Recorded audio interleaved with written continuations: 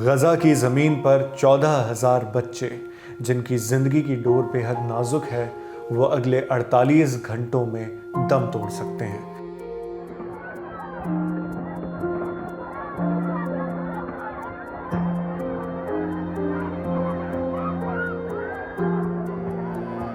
अगर उनकी मदद के लिए वक्त पर रिलीफ एड यानी राहत सामग्री नहीं पहुंची।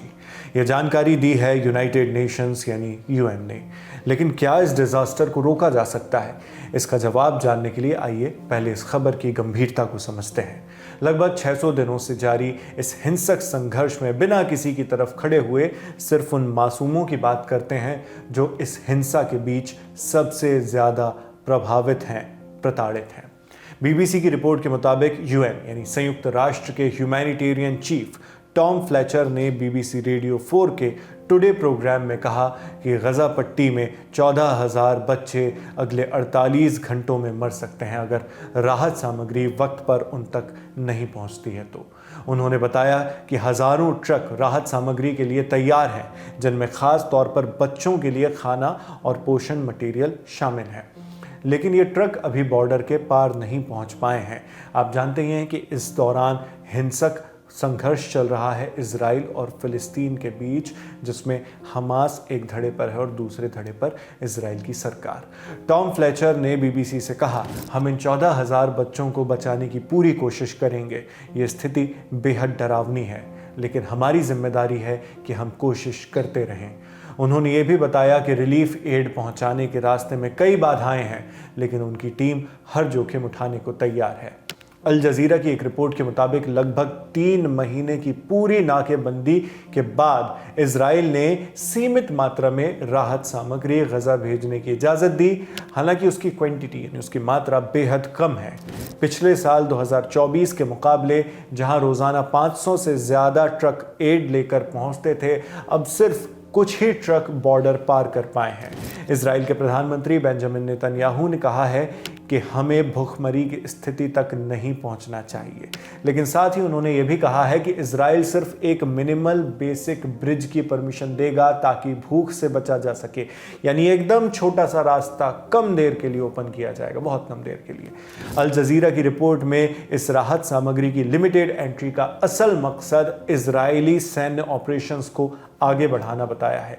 वहीं यूएन ने इस एड यानी राहत सामग्री को समुद्र में महज एक छोटी सी बूंद की तरह बताया, क्योंकि जरूरत इससे कहीं ज्यादा है।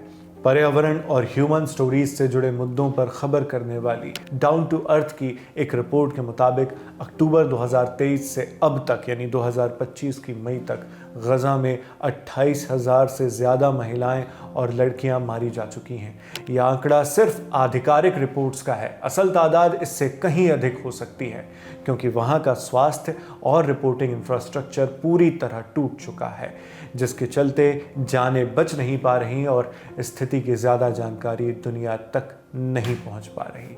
टॉम फ्लेचर ने कहा है कि हमारे सामने इंसानियत की एक ऐसी चुनौती है जिसे नज़रअंदाज नहीं किया जा सकता। बच्चों की मौतें रोकना हमारी प्राथमिकता होनी चाहिए। इन हालात के बीच दोनों ही पक्षों से उम्मीद की जाती है संवेदनशीलता की, लेकिन इन हालात में भी इजराइल और हमास के बीच आरोप और प्रत्यारोप जारी हैं। हमास ने आरोप लगाया है कि इजराइल फिलिस्तीनी बच्चों और महिलाओं तक मदद नहीं पहुंचने दे रहा, जबकि इजराइल बार बार हमास पर राहत सामग्री के दुरुपयोग और चोरी का आरोप लगा रहा है। वहीं हमास ने इन आरोपों को खारिज किया है। जब हम ये वीडियो शूट कर रहे हैं और जब तक ये वीडियो आप तक पहुंचेगा, तब तक इन 48 घंटों में से कई घंटे बीत चुके होंगे।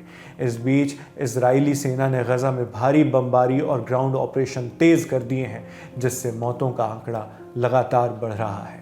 इजरायली प्रधानमंत्री बेंजामिन नेतन्याहू ने कहा, यह संघर्ष सभ्यता और बर्बरता के बीच है। हम अपनी रक्षा के लिए पूरी ताकत से लड़ेंगे। और अलग अलग राजनीतिक बयानबाजियों के बीच नन्हे मासूम बच्चों की आवाज़ है जो भूखे हैं, जो अपने बचपन से वंचित हैं, जिनके लिए कोई देश नहीं लड़ रहा, कोई सरकार नहीं सोच रही। वजह कोई भी हो, बच्चों तक खाना और एड नहीं पहुंचने दिए जा रहे।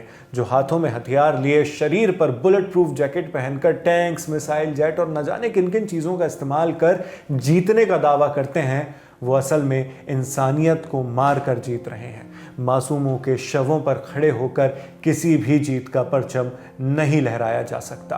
देखते रहिए दी ललन टॉप।